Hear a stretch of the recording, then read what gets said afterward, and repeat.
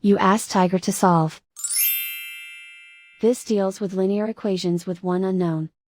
The final result is x equals 30. Let's solve it step by step. Move the negative sign from the denominator to the numerator. Group all constants on the right side of the equation.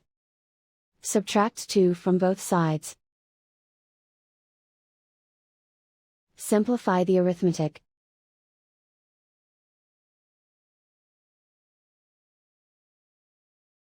Isolate the x. Multiply both sides by 6. Group like terms. Multiply the coefficients.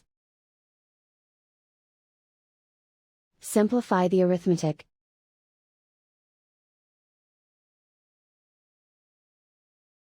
Convert the x into a positive number. Multiply both sides by -1. Remove the ones.